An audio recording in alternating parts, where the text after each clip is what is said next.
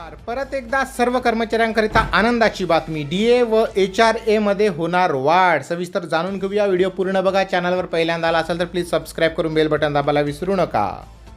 बंधूंनो, सरकारी कर्मचाऱ्यांना दरवर्षी 2दा DA वाढ करण्यात येते. केंद्र सरकारने केंद्रीय कर्मचाऱ्यांना जानेवारी महिन्यातील DA वाढ लागू केल्याच्या नंतर महाराष्ट्र राज्य सरकारने केंद्र सरकारच्या धर्तीवर DA वाढ लागू करण्यात आलेली आहे. वर्षातील दुसऱ्यांदा DA वाढ ही जुलै महिन्यामध्ये करण्यात येते. सदर DA वाढीबाबत आत्ताची मोठी अपडेट येत आहे. महागाई भत्ताचे दर हे ऑल इंडिया ग्राहक निर्देशांकाच्या आधारे जाहीर करण्यात आले आहे. सध्या माहे 2024 पर्यंत ऑल इंडिया ग्राहक निर्देशांक जाहीर करण्यात आलेले आहेत. माहे जून महिन्याचे निर्देशांक जाहीर झाल्याच्या नंतर DA वाढबाबत अधिकृत निर्णय घेण्यात येईल. ऑल इंडिया ग्राहक निर्देशांकाची आकडेवारी याप्रमाणे आहे.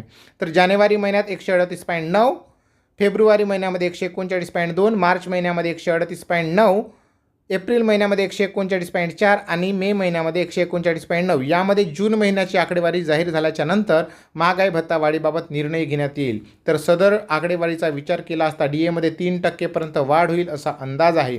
यामुळे सरकारी कर्मचाऱ्यांचा एकूण DA हा 53% वाढ होण्याची शक्यता आहे. HRA मध्ये होणार वाढ. महागाई भत्ता हा 50%चा आकडा पार करेल. यामुळे सरकारी कर्मचाऱ्यांच्या DA वाढीबरोबरच HRA मध्ये देखील वाढ होणार आहे. सध्या कर्मचारी कार्यालयाच्या वास्तवानुसार 9%, 18%, 27% HRA मिळतो. तर DA वाढीनंतर घरभाडे भत्ता हा 10%, 20% आणि 30% अशी वाढ लागू होणार आहे.